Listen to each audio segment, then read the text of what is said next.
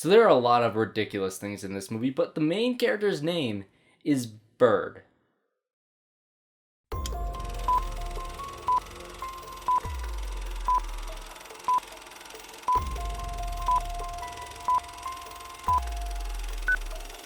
Hello everyone, and I am back making videos. I'm sorry for the lack of videos for the past couple of weeks. I've been busy, but at the same time, there's not really been any great movies coming out. I mean, we finally have Ad Astra and Rambo coming out this weekend. I'm super excited to see both those. I just watched the first Rambo movie, and I absolutely loved it.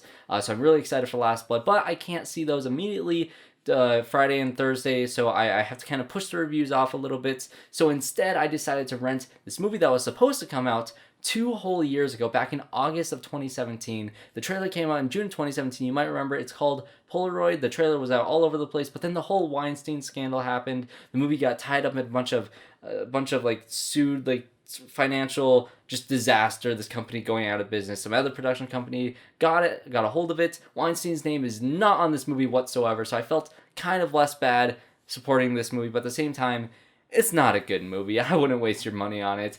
And I'm kind of torn on it. I'm kind of disappointed because it has a good concept. It's laughably bad. Like the execution is just, this movie. So I'm definitely not recommending any of you guys to go check out this movie. So I'm going to get into spoilers. Feel free to keep on watching because, like I said, don't watch this movie. Hear how bad it is through me. Watch my video and just know that this movie is not worth renting it for $10.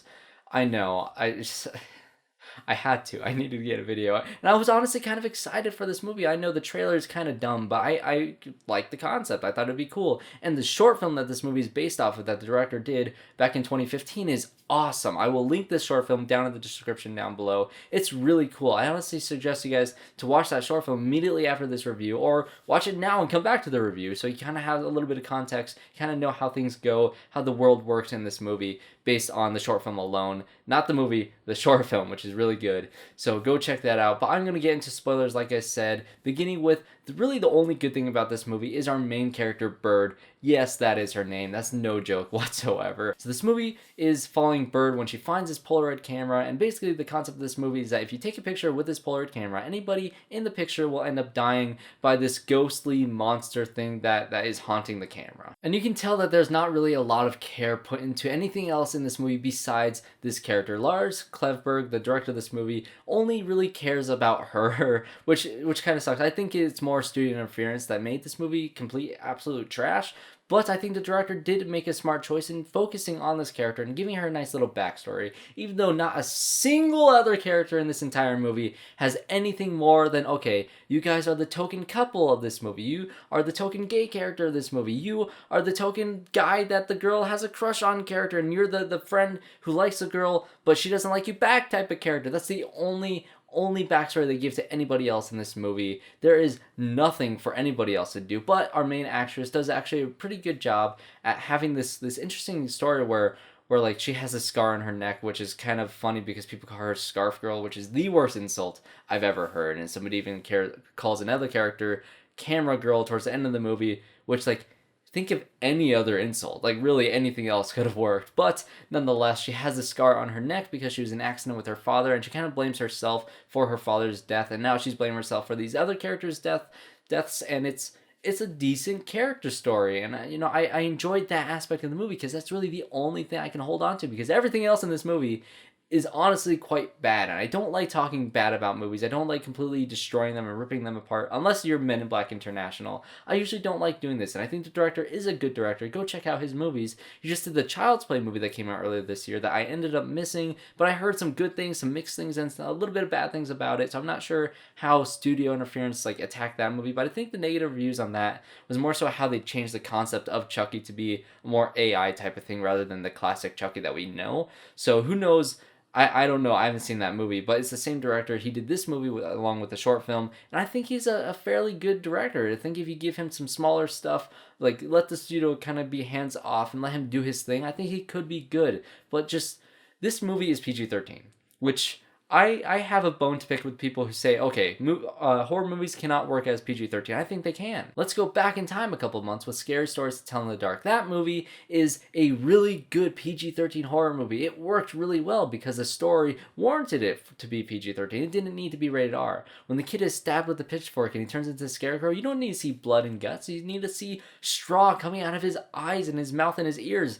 That was all in a PG-13 movie. It was awesome. I love that movie. It was really good. This movie, it has written into the script the characters being completely mutilated and bloodied and torn apart, and it's PG-13, so you don't get to see anything. It cuts away from every single shot that could be gruesome. And the short film does something similar. Like, this girl goes into a room separate, and then she screams, and then it cuts away to the other character, and then she walks into the room, and she looks at where the body is, and she screams in complete horror. She's disturbed out of her core, and that is actually kind of terrifying, because it puts your imagination in it. It's like, okay, what did this thing just do to that poor girl? You don't know.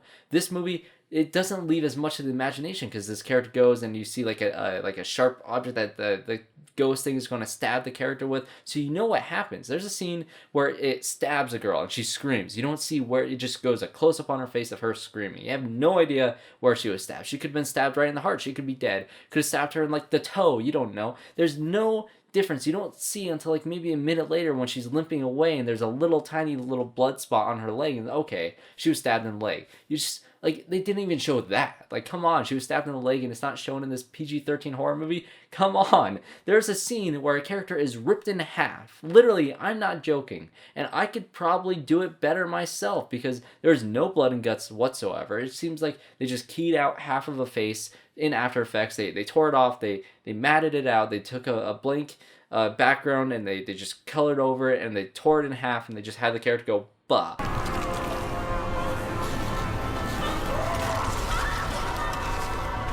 I can probably do it in After Effects. I might even try, because why not? I might do it. If I'm ripped in half in this point in the video, it's because I wanted to and I had time. I don't know. Like, they cut away from everything in this movie, and it drove me nuts, because you can have some good PG-13 horror movies, but this story warranted an R rating, so why not just make it R? Don't care about your money that you're making for once in your life. I know this movie just barely came out, so I don't know the entire backstory of the process of making this movie, but it's just, if you write in your script that someone is ripped in half, make it R. It's simple as that. Like, you don't get to see anything in this movie. Okay, let's calm down a little bit. Let's get into some more constructive criticisms of this movie, okay?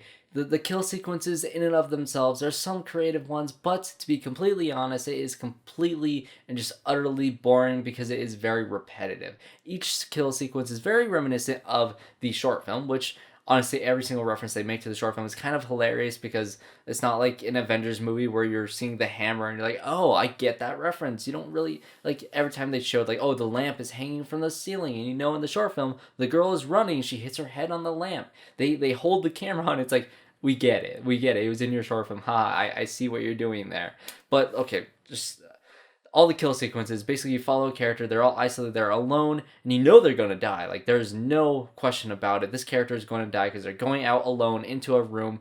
Nobody else is around. The shadow thing is in their picture. They're going to die. You know it's going to happen. And then they walk around, they hear some noises, they turn around, it's not there, but then they turn around again and it's there, and they die. And it cuts away and you don't get to see anything, because, God, this movie. And what's even worse, what I think is the worst thing for a horror movie to do, is to knock down and to just check every box in the cliched tropes of horror movies. Like, there's a scene where they go to a library to do research on the camera and where it came from. Like, we haven't seen that 1,000 times before. And then they go to a house of this old woman who had something to do with the main character, or not the main character, with the main killer. And so they're related, and like, okay, this old lady's going to tell us the story of what really happened. And we have also seen that a million times before, even this year. So it's God, this movie, I just want to strangle it. It's not good. But okay. There's some cool things that they do with this, with the backstory of the camera. I like the idea. There is this fake out that they do with the killer. Like, he has a daughter, right? And the daughter is being bullied by these 4 kids, and so the bully made her kill herself, so the dad kind of went crazy, and he goes to all these kids that was bullying her, and then he takes pictures with the camera, and then he murders them, and one person got away while the killer was killed holding the camera. That's how the camera's haunted. It's really dumb. Like, they could have done something so much cooler than him just, oh, he died holding this camera and that's why it's haunted. That's literally a line in the movie. It's okay. God. But then a few scenes later, you find out that that is exactly what didn't happen. What was the true truth? That the old lady was actually lying, and the truth is that the kids were trying to help the girl because the father was molesting her, and so the father started going after the kids, so they didn't tell anybody that it was him that was hurting the daughter, and that's the reason why she killed herself. And so that whole fake out was kind of cool, even though you find out the truth about 3 minutes after you find out that the old lady was lying, and it's a cool fake out for about 3 minutes, but it's in there and it's a cool idea. And I think this movie has a bunch of cool ideas sprinkled throughout the entire thing, because they have this cool idea. If you watch the trailer where, you know, they have the Polaroid, that, okay, I have an idea. Let's just take the Polaroid, let's light it on fire, problem solved, it's gone. But what happens is this girl's arm is in the corner of the frame, and so when it lights on fire, her arm in real life lights on fire, and that's kind of cool. It acts as like a voodoo doll, and it's an interesting idea, and they can't put her out in the real world. They have to put out the photo first before she stops being on fire. So they do a cool thing, how they defeat, like I said, spoilers, how they defeat this monster ghost thing is the main character has to take a picture of the killer while she's being attacked by it, which is kind of funny because she gets two of her fingers in the frame, and when she crumbles up the thing to kill the monster, it bends her fingers backwards, and it looks terrible, but it's absolutely just hysterical. I think it's one of the funniest things in this movie, besides one other scene, which I will get into, that is so funny, I died laughing. But the point is, that is a pretty cool idea, and they use it to take down the villain, and the villain actually uses it to take a picture of a guy, and he rips the picture in half, and it tears a guy in half, and that's how a guy was torn in half in this movie. It's a cool concept, it's a cool idea. There is some cool ideas behind this concept that the director had. It's just the studio completely destroyed it with making it PG-13, and with whatever happened behind the scenes. I feel like there was a lot of studio interference in this movie. But what I really got out of this movie is that I had a good time laughing at some of the dumbest things in this movie. Like I said, they call her Scarf Girl as an insult, which is hilarious. They call the daughter who kills herself, she's bullied by being called Camera Girl, which is also the worst insult ever. And the funniest thing in this movie, which had me dying laughing, like, I laughed harder at this than anything in Good Boys, and Good Boys is a very funny movie. I really like that movie.